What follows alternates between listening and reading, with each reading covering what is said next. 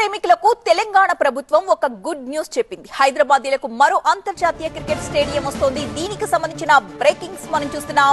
హైదరాబాద్ శివారులో అంతర్జాతీయ cricket stadium అసెంబ్లీలో సీఎం రేవంత్ రెడ్డి ప్రకటించారు. స్కిల్స్ యూనివర్సిటీ పక్కనే అంతర్జాతీయ క్రికెట్ స్టేడియాన్ని ఏర్పాటు చేయబోతున్నట్లుగా ప్రకటించారు.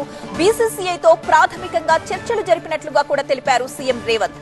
అంతర్జాతీయ స్టేడియం నిర్మాణానికి భూమి కేటాయిస్తామని, స్టేడియాన్ని నిర్మించాలని బీసీసీఐని కోరినట్లుగా తెలిపారు సీఎం రేవంత్. వివిధ కారణాల చేత మన దగ్గర స్పోర్ట్స్ కానీ గేమ్స్ కానీ కొంత నిర్లక్ష్యానికి గురై పెద్దగా పట్టించుకోలే. కాకపోతే ఆ రోజు పుల్లెల గోపీచంద్ గారికి అకాడమీ కోసం కేటాయించిన ల్యాండ్ కానీ వాళ్ళు ఇచ్చిన ట్రైనింగ్ల వల్ల మన దగ్గర చాలామంది క్రీడాకారులు తయారవ్వడానికి ఉపయోగపడ్డది. ఒక ప్రైవేట్ ప్లేయర్ లేకపోతే ప్రైవేట్ వాళ్ళు ఏర్పాటు చేసిన దాంట్లోనే ఆ విధంగా ఉంటే ప్రభుత్వం వైపు నుంచి సహకారం ఉంటే ఇంకా అద్భుతంగా రాణించడానికి అవకాశం ఉంటుంది.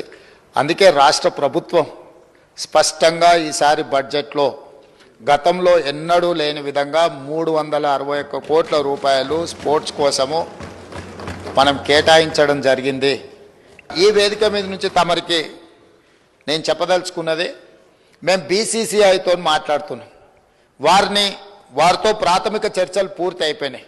నిన్న ఎక్కడైతే బేగర్ కంచెలో మనము స్కిల్స్ యూనివర్సిటీని ప్రారంభించుకున్నామో తొందరలోనే నేషనల్ అకాడమీ ఆఫ్ కన్స్ట్రక్షన్ కూడా అక్కడికే షిఫ్ట్ చేయాలనుకుంటున్నాం. దాని పక్కనే బీసీసీఐని ఒక ప్రపంచ అంతర్జాతీయ స్థాయి క్రికెట్ స్టేడియంను నిర్మించడానికి మేము భూమి కేటాయిస్తాం. మీరు వచ్చి అక్కడ అద్భుతమైన ద బెస్ట్ క్రికెట్ స్టేడియంను నిర్మించండి అని వాళ్ళతో మాట్లాడడం జరిగింది. వాళ్ళు కూడా ముందుకు వచ్చిండ్రు.